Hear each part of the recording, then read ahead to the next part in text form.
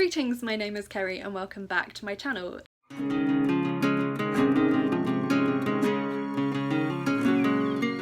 Today I have a recent reads video for you, so I'm going to be talking about 6 books today that I have read fairly recently. Let's just get on with the books. So the first book I'm going to talk about today was The House in the Cerulean Sea by TJ Klune. I have a full book diary that I filmed when I was reading this book, so I will link that for you below, so I'm not going to go too much into detail about it today. It was our Space Sirens book club pick for August, so I will also link to the live show for that so you can find out the thoughts from my fellow book clubbers on that. I couldn't join in that live show because I was literally just about to move.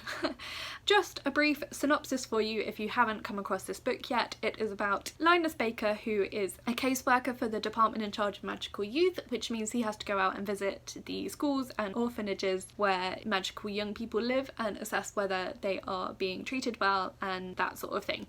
And one day he gets a special assignment from extremely upper management to go to an island and visit a particular orphanage and stay there for a month, where they have some of the more extreme cases of magical youth to see how they are and how they're getting on. This is a life-changing experience for Linus, and I just really loved all of the characters and how that all played out. The characters in this book are so brilliant, they're so well drawn out. I'm not going to go into detail about any of them because it's much more fun to read it, but I just really enjoyed the character development and the plot development and how everything worked out in the story. I just thought it was a really lovely, beautiful book. The next book that I finished was Dreams of Gods and Monsters by Laini Taylor. This is the third book in the Daughter of Smoke and Bone trilogy, which is about the war between the Seraphim and the Chimera. So one of the central characters is Karou, who's grown up on Earth in Prague. Oh, it's so long since I read the first book, but her family, as it were, are a family of Chimera who live in between the worlds, and so she goes to visit them. And the story develops on when she meets the Seraphim in the first book, and it's about the war between those two peoples, the Chimera and the Seraphim, and how Karou fits into that, and the other central character, Kibbe, who is one of the Seraphim. All 3 of these books are quite chunky, and this one particularly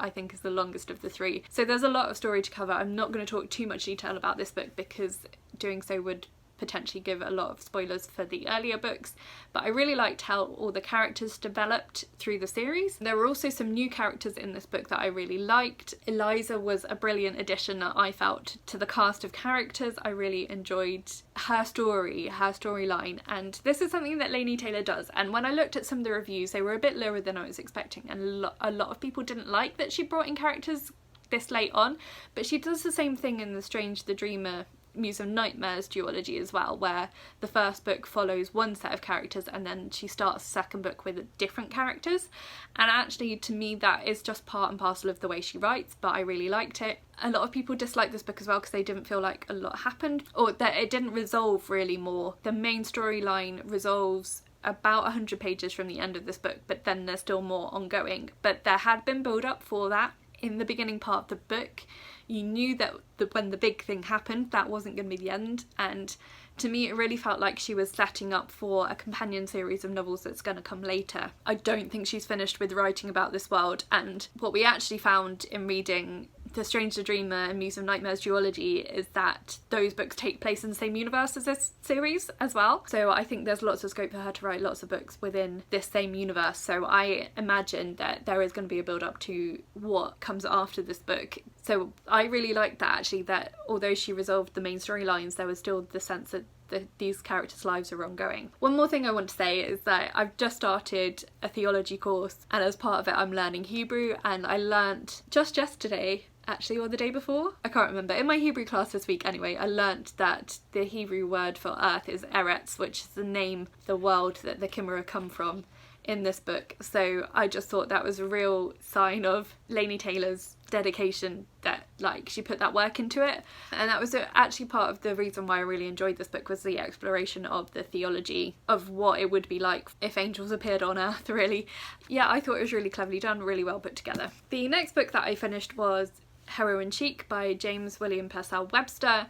I have filmed a full review for this, so I will link that for you as well, so you can go and check that out. I was sent this book by the publisher Inspired Quill in exchange for an honest review as part of the Indie Books network. So I'm not going to talk about it too much today because I have that review video, so go and check that out. But this is a collection of very short short stories and microfiction, flash fiction. Most of them are a couple of pages long, some of them are shorter than that. 52 very short stories on themes of science fiction, fantasy, magic, adventure, some really strong characters. I really enjoyed this book. Overall I gave it a 4 stars. Some of the stories really stood out to me. Some of them I didn't enjoy as much, but you're always going to get that with a short story collection. And yeah, go and check out my review for more of my thoughts on this, but really worth picking up if you enjoy short stories and if you enjoy science fiction and fantasy and if you like quirky things.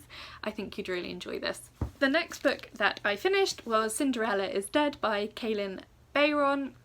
This is a fairy tale retelling in a sense. It is based on the fairy tale of Cinderella, but set 200 years after the death of Cinderella, where the city and the country that Cinderella lived in has become quite totalitarian under the rule of the succession of kings that followed Prince Charming. The young women in the town have to follow the rituals of Cinderella in the hopes of gaining importance for their families. Every year they're expected to dress up and turn up to a ball where the men of the city and country can come and pick brides for themselves, and they're encouraged to follow Cinderella's example. The main character, Sophia, really doesn't fit in. She doesn't want to go to this ball. She has a crush on her best friend Erin and believes Erin feels the same, has been trying to persuade her that they should run away together, but that in itself is dangerous, and there's sort of this weight of expectation on all of the girls of the city that they follow Cinderella's example, but Sophia knows that she doesn't fit in. It all comes to a head on the night of the ball where she manages to escape and she meets Constance, who is a descendant of one of Cinderella's stepsisters. And the story kind of develops from there. I don't want to really give much more away than that, but there's a lot about challenging perceptions, the way stories are told, the way history is put together. Sophia hears a lot to challenge the stories that she's accepted her entire life, and there's a lot of exploration about the themes of the fairy tales, and I thought it was really brilliantly done. I really enjoyed this book. I did figure out kind of the couple of big twists. I did get where it was going, but that's just because I read a lot of this type of book. But that didn't mar my enjoyment of it, because I just was like, when is she going to realise these things? And so that just added to the anticipation for me and to my enjoyment. I gave this one 4 stars in the end. I would really highly recommend it. This was one of my most anticipated books of the year. As soon as I heard about it, I pre-ordered it, so I was really excited to pick it up this month, and I really enjoyed it. Okay, so the next book that I finished was one I had to read for uni, so I'm not going to talk about it very much. It was called From Topic to Thesis by Michael Kibbe, and it was about writing research papers and how you develop from being given an essay question or picking a topic to write your essay about, how you research and then how you narrow it down to a thesis and write the essay. I gave it 3 stars. It didn't add a lot to what I already knew about the topic. It did also introduce me to some referencing software, which is going to be really useful to me, so I'm thankful for that at least. It did give me some stuff to think about. It was more like background reading to the lectures, which have been more helpful in that sense. So that was that one. I don't want to bore you too much with stuff I'm reading for uni. And then finally, I just finished How to Be an Anti-Racist by Ibram X. Kendi. I was borrowing this as an ebook from the library and really enjoyed it. I really liked the setup of this book. So I thought it was a straightforward non-fiction, but actually it was part non-fiction explanation of racism and racist policies, the history of that, where a lot of that came from, particularly in America. But interlaced with that was Ibram X. Kendi's own story of how he developed from quite a lot of internalized racism to exploring intersectional racism and anti-racism, and then he now heads up an institute that examines racism and anti-racism and tries to affect policy in the United States. So I thought it was really well put together, because each chapter gave a little bit of his story, a little bit of the history, and a little bit of kind of more informative stuff about how you can start to challenge some of the things that you see in yourself and in the policies and stuff of the country. So I really enjoyed this. I ended up giving it 4 stars, but I really highly recommend it. If you are like me, trying to learn more about racism and how to tackle it, how to fight it, this one was really informative, really helpful. I've read quite a few of these books now, and this one was a really helpful one. It's something that we've been talking about quite a lot in college as well, so I really felt that it was really helpful for me to be able to contribute to some of those conversations, having recently read this book, so really do recommend it. I feel like I've really raced through this today, but I didn't have a lot to say, having done book diaries about some of the books, one being a continuation of a series, so never mind. mind. Hopefully you've got enough information about these books. I also haven't talked about content warnings, which is because none of the books are unfortunately very fresh in my mind with everything that's been going on. But what I will do, as I usually do in this type of video now, is I will link to the Book Trigger Warnings website for each of these books that appears on that site, so you can check out if the books are safe for you to read. I think that's generally a better way because I often do miss some of the content warnings that will be included on that site. Also check out my Instagram because on that I do mini book reviews for every book that I read, and I include content warnings in those mini reviews, so that will help you as well get more of an idea of whether these books are safe for you or not. You can also follow me on Twitter if you want to see more about my day-to-day life and what I'm reading, and I'm also on Goodreads, so if you want really up-to-date information about what I'm reading, that's the best place to follow me. You can also like this video if you liked it and subscribe if you haven't already. If you'd like to see more videos from me and support my channel in that way, that would be really great. I would really love for you to do that. But that's it for today, so thank you so much for watching and I will talk to you again soon. Bye!